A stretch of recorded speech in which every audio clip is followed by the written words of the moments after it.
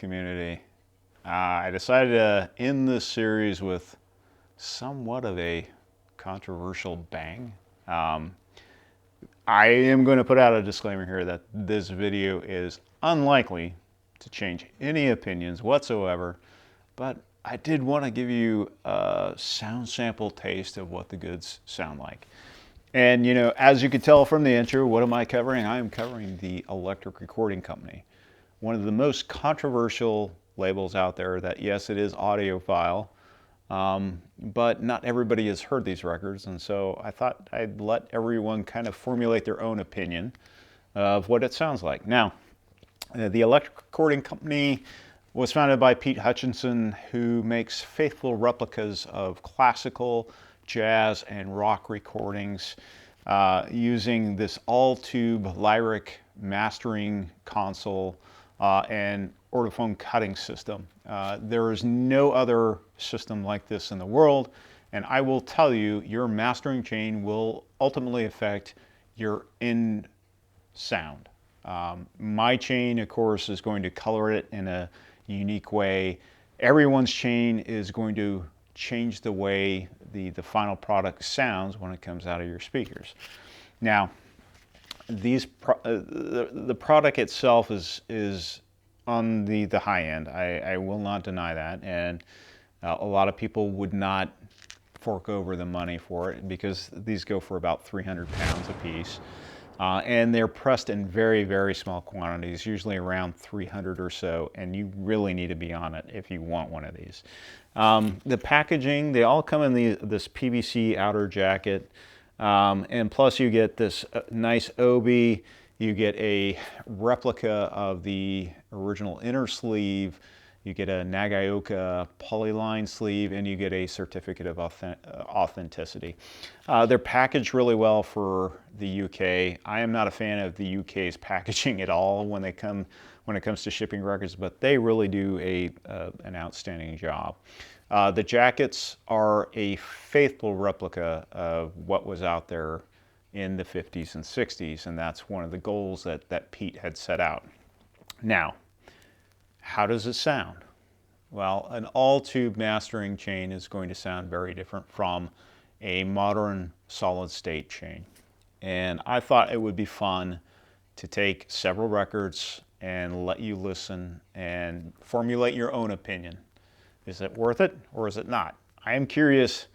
Again, I think there's going to be a lot of people that are going to be anti-ERC. I'm not going to be able to change your opinion at all, but I thought it'd be fun. So let's see. So let's start with Chet's, Chet Baker's Chet. This is stereo. There was also a mono edition of this, but I thought it'd be fun to take it and compare it against the craft version that was done by Kevin Gray. They also did a mono version of this particular record. I'd love to have an original, but originals in really nice shape go for $1,000 at least. So tell me, how do these compare?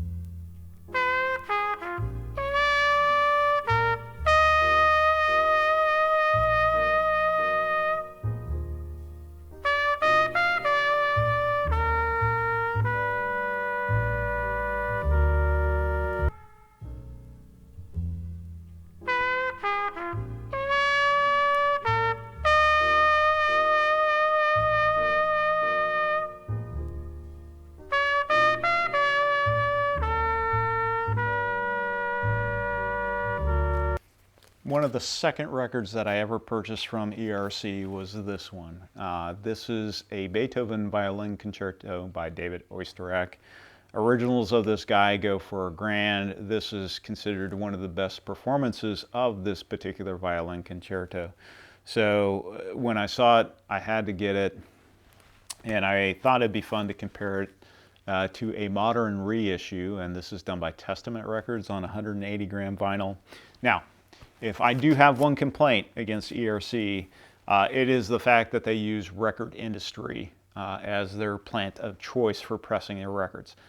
I do not think Record Industry in the Netherlands is the greatest plant in the world. In fact, I have cleaned this guy several times and I still have pops and clicks in a few areas. I'm still happy to own it, but I think if they had went to Palace, God, even Optimal would do a better job, to be quite honest. So if anyone from ERC ever sees this, take a look at Palace, take a look at QRP, take a look at RTI. Please move away from Record Industry. I can tell you their pressing is not top quality. But anyway, let's get into the sound sample. Let me know what you think.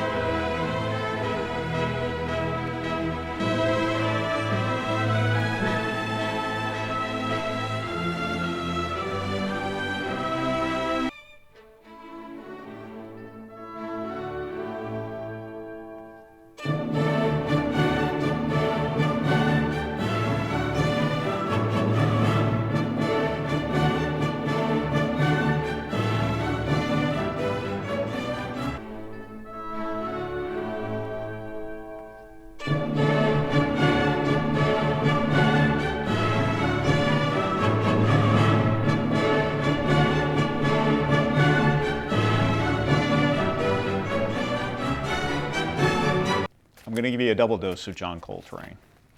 I have an original of Giant Steps. This is my favorite album of his on Atlantic, next to his blues record. And this is the ERC mono version. Again, I'm happy to own this, and I'm going to follow this one up with another John Coltrane, but let me know what you think on this one.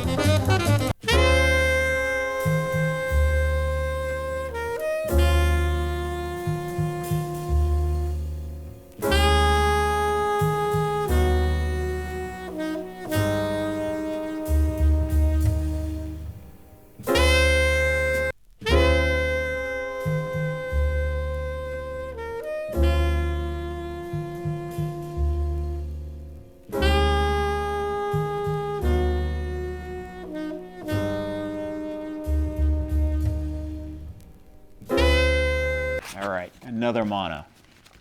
This is probably, next to Giant Steps, probably his most popular record on Atlantic. My favorite things, this is my original mono.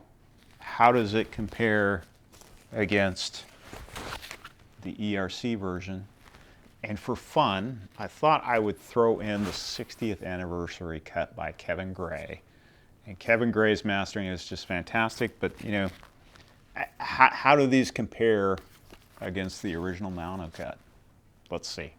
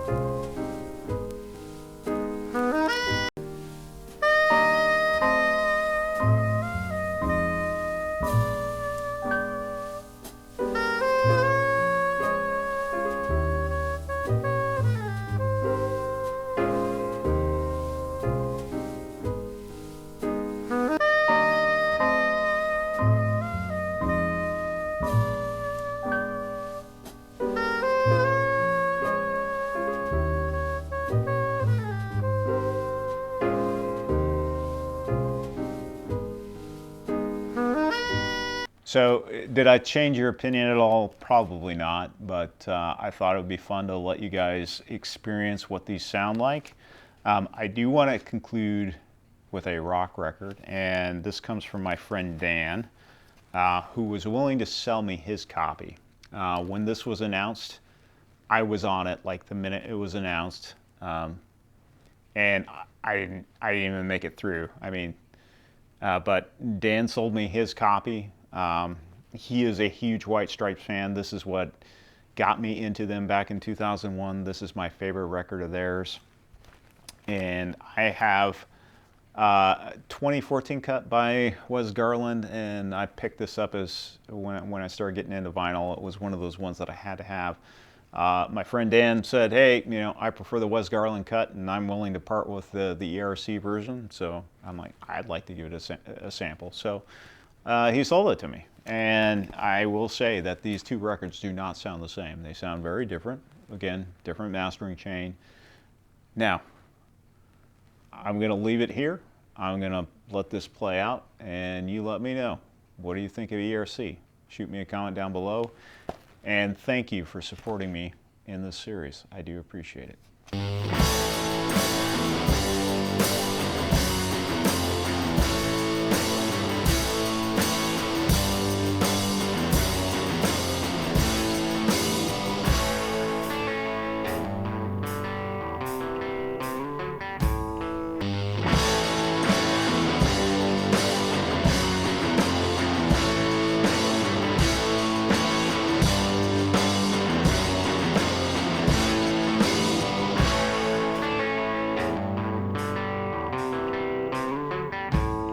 Fall is here, hear the yell, back to school, ring the bell, brand new shoes, walking blues, climb the fence, books and pens, I can tell that we are gonna be friends. I can tell that we are gonna be. Fall is here, hear the yell, back to school, ring the bell, brand new shoes, walking blues, climb the fence, books and pens, I can tell that we are gonna be friends. I can tell that